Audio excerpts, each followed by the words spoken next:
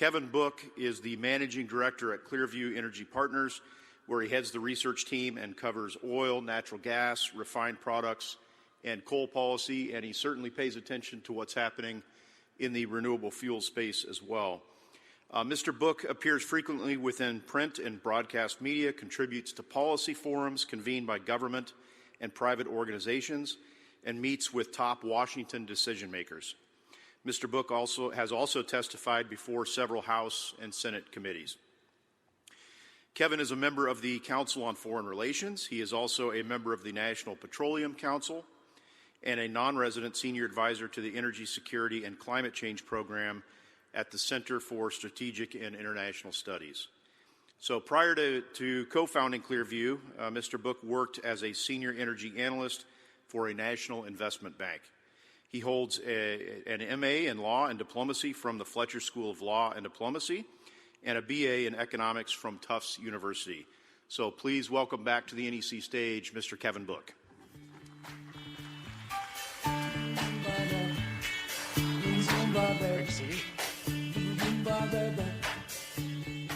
Good morning, everyone. Thank you for that introduction, Jeff. It's safe to say that if you know anything about the Fletcher School of Law and Diplomacy, it gives you a degree that makes you neither a lawyer nor a diplomat. And I suspect in the course of the next half hour, I will demonstrate that. Last I was here in 2023, I gave a presentation about the fragmentation of the global order, sort of thing that makes you maybe need happy hour a little sooner in the day.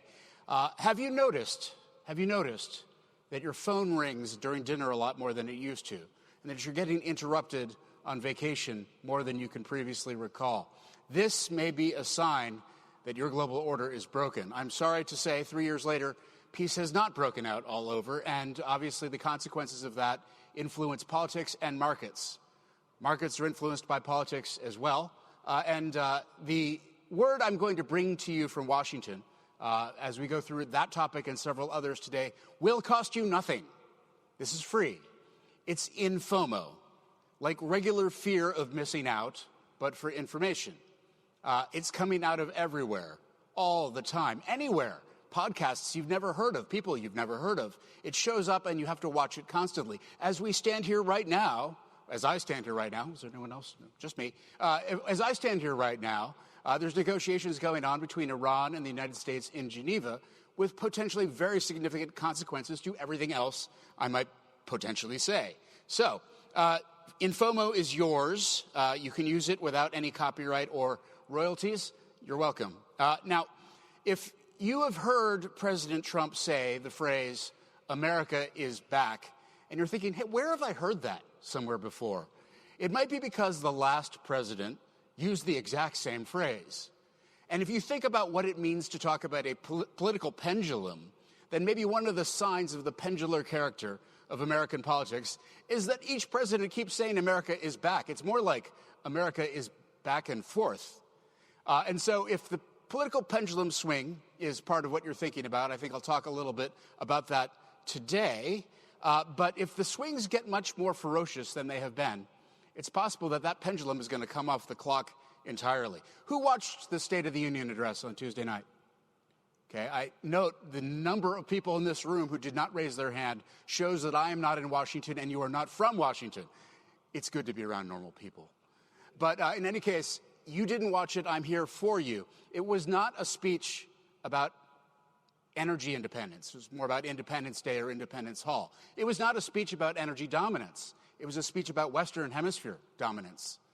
It was not a speech about driving the supply of liquids, which may have something to do with this next chart. Now, if you'll forgive me, this chart is a little complicated, but not so very. The x-axis shows the net import share of U.S. supply, going down from about 32% in 2005 to essentially net exports of 10% of supply in 2024, the last year of robust data. The y-axis is energy intensity of GDP, which economists usually use as a measure of efficiency, but it's also a way to measure energy security. What it reflects is the amount of energy in BTUs required for $1 of real output. And if you need more energy for each dollar of output, then your economy is more vulnerable to price spikes and supply shocks. So the fact that that number has fallen over the same interval by 40% should give you some sense that as we moved from scarcity to adequacy to eventually abundance, we have changed our perspective on energy in the United States. And so it was not an energy State of the Union speech. It may, I agree with the last speaker, it is very likely to be an energy election. And we'll be talking about energy costs in this presentation and probably for the rest of the year. But there are implications for this newfound energy supply security, and I could go on all day. I think I could probably charge you money, and you would pay me if I would not go on all day. So let's get to the next slide. This next slide reflects something I think most of you probably know intuitively, some of you know personally. President Trump did discuss energy in his speech in the context of energy costs.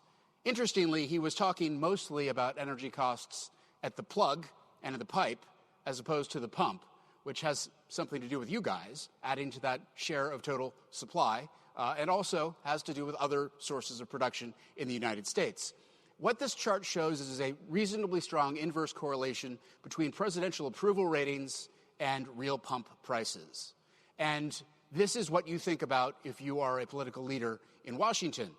Now, Gallup has apparently announced they're going to stop taking approval polls after 88 years because the country is now so polarized, the results are not meaningful. That's interesting in its own right. But this shows a range of inverse relationships from Reagan's first term through January. And motor fuels have historically comprised about 60% of the U.S. energy wallet. And so this relevance, this number, is hard to overstate for the purposes of our politics and our policy, and, of course, intuitively, our markets that follow from that. Now, this sensitivity may have motivated President Trump on his third day in office, phoning it in, well, teleconferencing from Washington into the World Economic Forum in Davos to ask OPEC and Saudi Arabia for more oil. That's not unusual. Presidents have done that a lot. I can't think of any other president who's ever done it this directly. And actually, President Trump is the only president I can think of who has ever asked OPEC for less oil, which he did in March and April of 2020 during the COVID demand collapse. But in any case, he did ask, and when other presidents have asked, it hasn't always gone so well. The previous president, President Biden, his advisors made it clear that they wanted to see more production, and OPEC delivered a supply cut in October of 2022, right before midterm elections. The White House responded with a threat to support a law that will allow lawsuits against OPEC producers, which also was not particularly well received. I think you could say that Trump's record looks a little bit better. Since April of last year, OPEC Plus has added back 2.9 million barrels per day of headline capacity to the market, to a market that was already either balanced or maybe even a little bit long, which takes us to how we get this next chart. You're like, what is that? That's a bunch of lines, and I can't see them from the back of the room. You don't have to. What it shows you is the gasoline share of disposable personal income per capita, which is now on a trailing 12-month average through February, estimated by our numbers at about 1.8%, which, to give you some sort of a ballpark comparison, is quite low. At the wartime peaks in June of 2022, we were looking at about 3.2%, which was also itself lower than it had been at the start of the previous decade. So this is a smaller wallet share going to gasoline. And it's been one of the things that, if you're talking about affordability, and it is the coin of the political realm this year, and inflation, which was the coin of the political realm this year and previous years, then it's worth talking about what that motor fuels discount does in terms of year-on-year inflation. The black trend line is the contribution from motor fuels to year-on-year CPI inflation through January, which shows negative 9.4%, so a disinflationary offset. And the blue trend line shows the contribution from from natural gas, and power to the home, which happens to be exactly the mirror image, 9.4% contribution, which is to say why we heard about data center power demand in the State of the Union speech instead of the question of gasoline and motor fuels. Now, you may hear a lot more, probably this year, maybe every day for the rest of the year, and years that follow, about tariffs. Tariffs have been credited by the president for everything from economic growth to new deals with foreign counterparties to the opportunity to drive the S&P up to a level that was expected to reach years later than it actually did. The market is indeed up 23 points since Liberation Day, April 2nd, when the president announced his reciprocal tariffs. And oil prices are down, actually, about 5 percentage points from that same interval, which, if you're looking at what you're trying to do in the economic objectives of this president, looks pretty good. But there are pundits and analysts who said tariffs could drive down energy prices because of a trade war. The trade war hasn't happened because the other side isn't fighting yet. A point I think I probably can't emphasize enough. We'll see. It could still happen, and if counterparties retaliate, then I think you could start to see downward pressure to the oil price, to other prices. But in any case, right now, it looks much more like OPEC Plus added back supply to the market. And you might say, well, did OPEC Plus do that just because a president asked? That would be, how do I say this, surprising.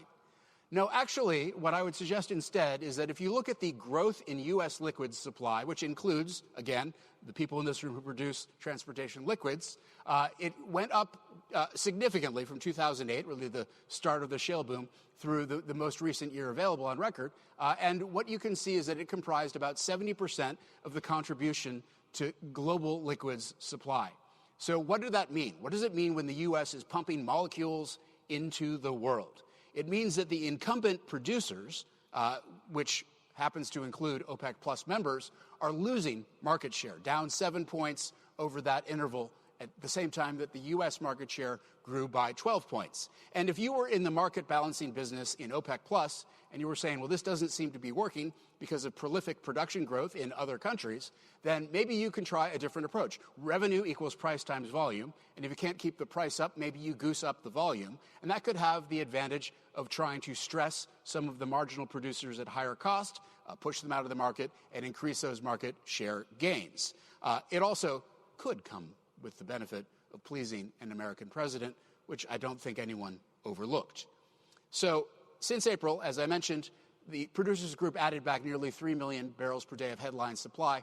And if you look at what happened in the blue bars, which were last year's quarterly supply versus demand numbers that we have computed, they show essentially almost 3 million barrels per day of supply ahead of demand. Where does that go? Where does it go? It goes into inventories. And that's important, and I'll come back to that in a moment. Looking ahead for this year, we project something like 3.6 million barrels per day on average of supply ahead of demand over the course of the year, which is a lot in a market of 104 million barrels per day or so. So there are some people who would say, well, that can't be just from OPEC Plus. And you're right, it wasn't. It was, again, because of production growth here in the United States, in Guyana, in non-OPEC production around the world. But that surplus is also not a given. If you look at energy numbers for any length of time, you'll understand that there are disputes between statistical agencies. And if you subtract the projections that the IEA, the International Energy Agency in Paris, has made on demand growth from the projections that OPEC has made on demand growth, you're going to see that there is a yawning gap that's starting to open up in recent years and much wider in projections for the coming year. Now, there are a lot of reasons for this. Some people would say, well, it's because the IEA is looking through green-tinted glasses at transition. There are others who would say, well, it's because it's really hard to count barrels. And some would probably point out it's hard to predict, impossible to predict the future. Yes to all three, probably, but there's other tendencies that we should look at in the past, which is that the International Energy Agency's numbers include something called miscellaneous to balance. We all wish we could have this. This is the number you can't explain in your model that you figure out later. And over the history of the recent years, most of the miscellaneous to balance has gone into demand revisions to the upside. Even so, the gap may be wider than in past years, and it gives us reason to ask, is the world really so long in supply? This weekend, on Sunday, the producers group is likely to take a decision on adding supply back to the market. That seems to be an emerging consensus in media reports, even though the market is supposed to be long. OPEC has a different view. And I had a rousing conversation I got to moderate at the OPEC Secretariat in Vienna in November. 5 of my peer analysts were speaking about what they saw as many of them saw as a long market, and it was clear that OPEC had a different view. So that, I think, is important. If analysts like those of us at ClearView and those on the panel who had long views are right, and all that surplus supply is going into inventories, it should have a price-depressive effect. One of the strongest. Do you have strong relationships in your lives? I hope you all do. But if you need a strong relationship, if you're feeling like you want a rock to depend on, the inverse relationship between OECD petroleum inventories and real prices, or even nominal prices, is a really good one. Now, maybe you wanted a different kind of relationship. I can understand that. But it's there for you if you need it. And so strong that it's reasonable to expect some degree of downward pressure to prices, again, if those predictions are correct. So what does that mean? Well, this brings us to the question of break-evens for new well production in the United States, among other marginal producers in the world. If prices are indeed falling, will there be drilling? Break-even estimates are not an exact science. Models can only go so far. And so another way to get the answer is to take a survey. And the Dallas Fed did that. They asked producers, what would it take for you to drill a new well? And last year they said a little bit more than $60 a barrel would do it. Earlier this year, the WTI price was below $60 a barrel, which is pretty important for the implications it has for people who are selling liquids, and second-order implications for, say, people who use 30,000 BTU of process heat from gas per gallon of product. I'm not thinking of anybody in this room who might be thinking about the gas associated with that liquid's production. Anyway, $60 a barrel does seem like an important number to think about. OPEC knows it, and the administration knows it. And if you go back to last year, the administration emphasized lower prices anyway. It's not new. Again, economics being what it is, talking about lower prices for energy is pretty politically popular. Economics being what it is, a low marginal propensity to save economy like ours is a place where you might get a bigger yield in terms of economic growth from high prices driving investment at the wellhead and throughout the country than you would get in savings from consumers at the service island. But don't try to run for office on that. Nobody's going to vote for you to say that high prices are good. Economically speaking, though, supply curves tend to slope upward. Economics has a way of being right in the long run, but of course in politics, there is no long run. So if you're an elected official and you're pushing drillers over drivers, you might want to talk to your campaign manager before the next cycle. And the energy industry is big and important, but 100% of us are consumers, and the administration seems to appreciate that. And so you will hear messages from Secretary Wright, the Energy Secretary, that, yes, low prices will stress the producers in this country, but they're innovative. They're capable of adapting. They've done it before. They'll do it again. It'll produce a stronger industry when the down cycle ends. And so you're not hearing a lot of backpedaling on that message. However, low prices do mean less drilling. And if you look at what happened in the blue trend line, you see the U.S. land rig count going down as the black line, the WTI price, is going down. That's not a big surprise.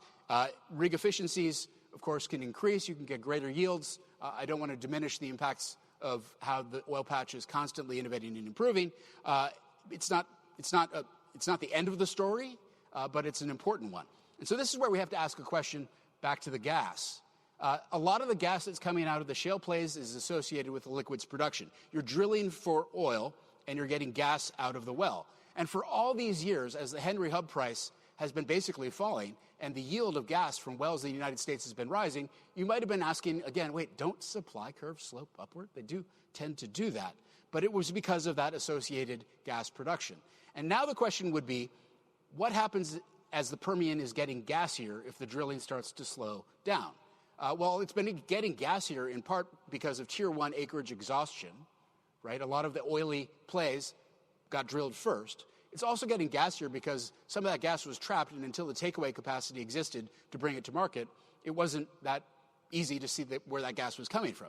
But you probably get less gas if you have less drilling. And we have a very shallow supply curve for gas because we have so many molecules in this country. But I think you've heard me say this before, supply curves do tend to slope upward. Okay, so last year, ahead of CERAWeek, the administration was talking about this low oil price message, and it wasn't that well received. But they came back with an answer. They said, we're going to deliver deregulation. We're going to unleash prosperity through deregulation. And so what we'll do is we'll shift that supply curve down. And as a result, we'll get the same amount of energy at a lower cost. We'll get more profits at higher cost. There'll be a win-win solution for everybody. And I turn back to our friends at the Dallas Fed who asked drillers, so what kind of deregulatory relief have you seen so far? Now, I hope they ask this question again this year, because it's still very early. Deregulation takes a while to play out. Plus, if you think about decisions made in boardrooms about investment, deregulatory cost savings probably don't drive as much investment as cash flows from operations.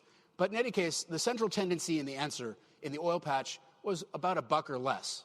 And that may not actually stay that way. It may go up a lot. There were a few people who said $5 a barrel or more.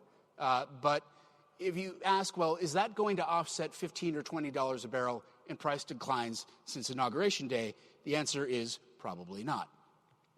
Okay, enough about this downside talk. I mentioned Iran. There are upside risks to price. And I think last I checked, the WTI price was 65 or so, 64, I think. Last look, Brent was about $70 a barrel.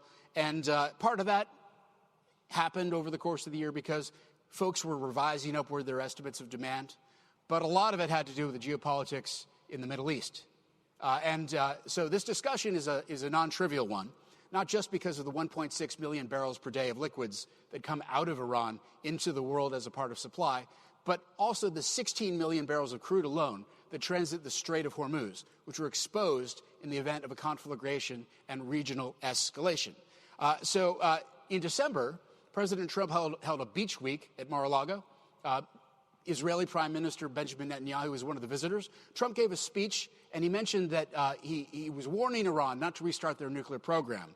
And on January 3rd, one of the obvious read-throughs of the extraction of former Venezuelan President Nicolas Maduro from a compound in Caracas by Delta Force operators was that there could be a read-through to Iran.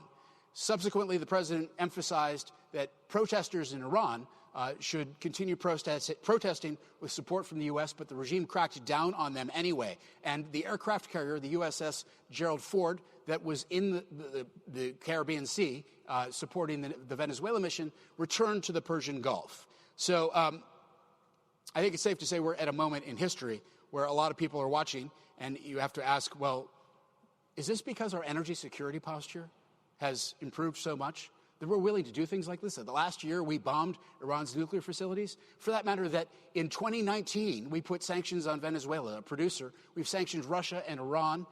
We have so many molecules that we're willing to go after the major producers. We're willing to go after them kinetically as well as economically. And I think that's an important point. There is another important point to be made, though. If you've read the news recently, if you watched the news, you know that there have been interceptions of Venezuela-origin tankers all over the world by U.S. forces, enforcing a quarantine put in place around that country against sanctioned tankers. And this brings us to a point where I think we have to reflect. Over the last several decades, policymakers throughout the world have used economic force in place of kinetic might. They've said, essentially, we want to use sanctions instead of bullets to try to project power into the world. Economic force projection may be losing its potency. That's probably what it means when you see operators fast roping onto the decks of oil tankers, and our leaders refer to it as enforcement. It's a little different than cutting bank accounts off from the U.S. dollar, which is to say that in this post-economic sanctions era of force projection, you can expect a certain amount more volatility. Certainly, we can get a lot more volatility if the Islamic Revolutionary Guard Corps carries through with its threat to attack regional targets, including potentially production sites, and traffic through the Strait of Hormuz in response to an attack brought by the U.S. and Israel against Iranian facilities, leaders, or sites. So watch this space. But I mentioned January 3rd. I mentioned Venezuela. I'll close the geopolitical file before I move to one last topic, I think near and dear to everyone's hearts, with a reflection on what it meant in January 2019 when the United States put sanctions in place against the Venezuelan petroleum sector. Heavy sour crude from Venezuela disappeared from the Gulf Coast refining supply stack, and it basically never came back. There were some additional Venezuelan barrels that came back during recent sanctions relief, but mostly refiners in the Gulf Coast had to use other sources. They had to find other crude grades. They had to use intermediates, partially refined, in their cokers. And so here's where we are Again, we were able to do this probably because of our security of supply, our sense of energy security, but it also meant that there's now an opportunity for those Gulf Coast refiners to bring those barrels home, and indeed potentially additional barrels quite soon. The U.S. sanctions relief thus far enables producers to expand their footprint within Venezuela.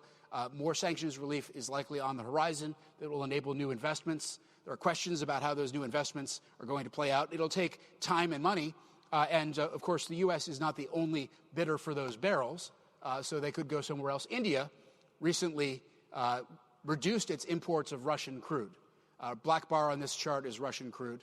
Blue is Middle Eastern grades. The red line is the import levels into India. And what you see here is what works out to about 1.8 million barrels per day of calendar 25 imports of Russian crude into India. And as of this month, it's looking like they're down to less than 1 million barrels per day. What was the mechanism of action that helped deliver that result? Well, it turns out to have been economic force projection of a different kind. The president put a 25% tariff on U.S. imports of Indian goods in place until, of course, the Supreme Court ruled it illegal last week. But it had the effect of deterring Indian imports of Russian crude and reducing it. That is getting something of a rethink now, and we'll see how that plays out. It may not go to zero. But in any case, they, too, are likely to bid for Venezuelan barrels that once they purchased previously and are likely to purchase again because they, too, have refining kits suitable for processing it. Now, the interesting thing, of course, is during the speech, oil and gas got exactly one mention. That one mention included in the same sentence 80 million barrels of Venezuelan crude. There was a time when people in Washington talked about North American energy security, which included, among other things, Canadian oil sands products. And now it's looking more like a broader construct of Western Hemisphere energy security. So if you go back to America is Back, where I started this presentation, the previous president was responding to a fragmenting world repartitioning into new alliances by trying to make our alliances stronger. This president looks like he's trying to respond to the same catalyst by making America bigger. It's an interesting thing to be thinking about. Anyway, the takeaway here from all of this, before I get into the next and last topic, is that it's change in Washington producing change in markets. It's not just a matter of deregulation. It's a function of geopolitics. It's the administration's response to a fragmenting world. And if that wasn't a full enough buffet of geopolitical risk, we'll get a drink sometime and we can talk about Russia resolutions and go on to that topic. But here, I want to talk about something else, the EV transition.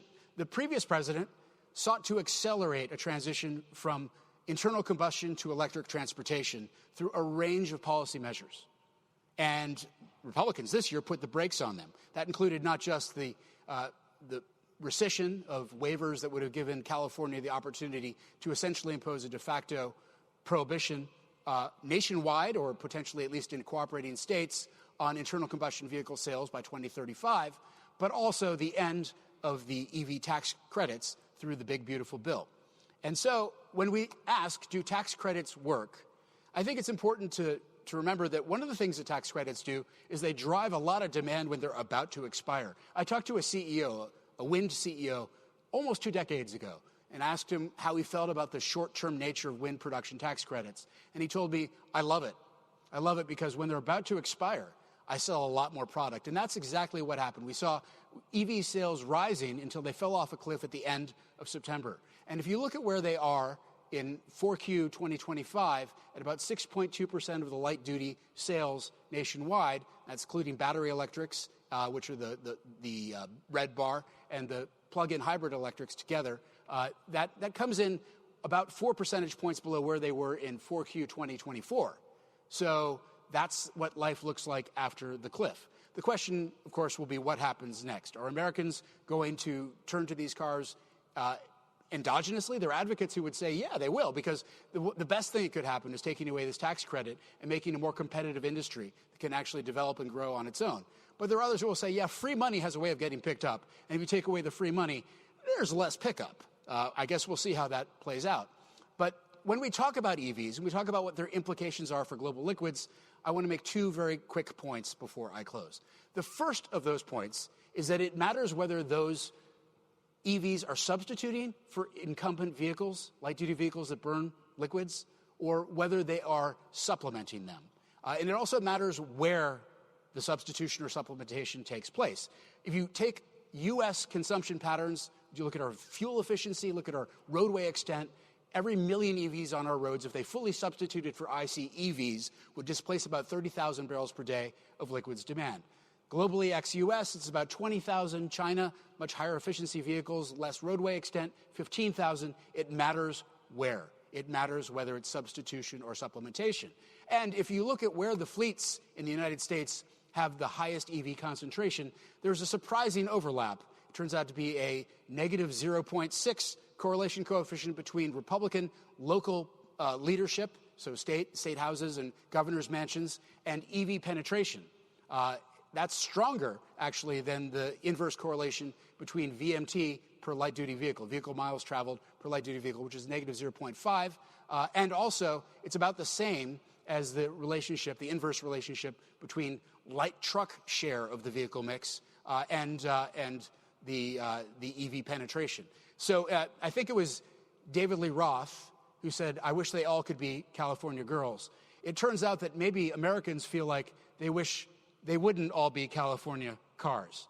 And if you look at how that plays out, the bubbles show you the VMT per LDV on the x-axis, the EV share of state LDVs on the y-axis. The big blue bubble on the left is California. You have extremely low VMT per LDV. Californians, on an average basis, drive a lot less. Different use patterns, different fleet composition, I think a different story. That may have something to do with the consumer choice questions that underlie the numbers we're seeing today, ex tax credits. So this, too, could be a long discussion. I'm not going to take you there because I am out of time.